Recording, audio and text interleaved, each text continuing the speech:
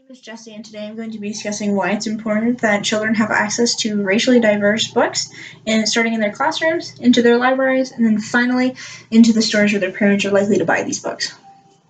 To begin with, as a child develops, they need to have access to materials in order to learn about other cultures that are not their own. When I was young, I grew up in a really rural area here in Colorado, and in fact, my schools never talked about Native American children or Muslim children or really any other race aside from white at that point. So in my little brain, I didn't think that these people existed. I didn't have the introduction to them that I absolutely needed. In order to avoid this, the best way to introduce children is through children's books. One of the great things about these books is that they are typically written by people who are actually going through the struggles that they're writing about. So, without further ado, I have my first book here. It's called The Proudest Blue, and it's written by Ibtihaj Muhammad. She was our first Muslim to compete for the U.S. in her hijab, and she was also the first Muslim in her hijab to win bronze at that time.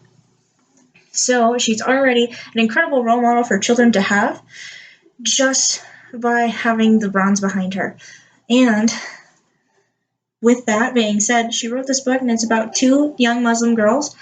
One is in the second grade, the other is in sixth grade. The sixth grade girl is actually the first day that she gets to wear her hijab to school.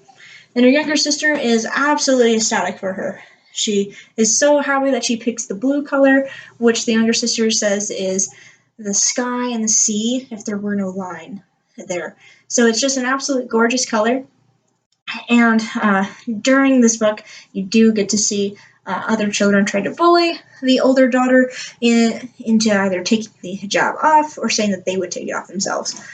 So with this book, you're already introducing children to the aspect not only of Muslim children, but the struggles that they're already facing just by other kids being essentially cruel.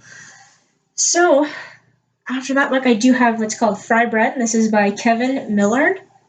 And this book is just about fry bread. So fry bread is a common dish used in Native American dishes. It's made with just about everything, very similar to the tortilla in Hispanic culture and naan bread in Indian culture. So really common, but like I said, I wouldn't have known about this at my age. So it's really cute. Both books are simple reads, nice pretty pictures with them. So it's easy just to introduce your children to these different cultures in different areas that they may not know, and even you may not know at that time. So, including these books in the classroom should also increase their demand for them into stores. By just putting them into the classroom, children are more likely to either just pick them up, flip through them, or the teacher is likely to even read them to the class. By the teacher reading this to the class, the child might go home and talk to their parents about this, about Muslim children, about Native American children, about making fry bread, and by introducing them to different cultures, we're more likely to have a well-rounded society that will actually help others work together to further our own progress here. So, by including these into our classrooms, we increase demand for them. And it should be a simple process, hopefully, that we make the demand higher. I found these actually in Barnes & Noble, so at least they're already starting there. There's an entire book wall for just racially diverse children's books. However, Walmart and Target don't really have these, especially not up here in Woodland Park. So like I said, we're more rural, so we don't have that access that we need for them. Another good place for these books is going to be in libraries, so that we can make sure that, again, children are just able to pick them up. The more access someone has to these things, this information, they're able to just pick it up and learn about it. The library is also a wealth of information about these cultures anyways. They have other books about them. So teachers and students, and in fact parents, can help pick out different books that would more expand on these thoughts within these books themselves. So, in order to start this process, there would need to be a petition in order to begin. However, The benefits of this are incredible. We're more likely to have a healthier relationship not only between parents and teachers, but teachers and students.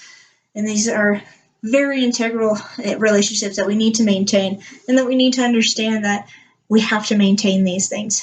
So one of the best ways to do this is not only by introducing these books, but also having teachers do projects on them and to make sure that children understand the material within them. So this does really start at the school, and while teachers shouldn't always be forking over the money in order to pay for these books, because they can be quite expensive, especially if you buy all 20 of them that were, let's say, on that Barnes & Noble wall.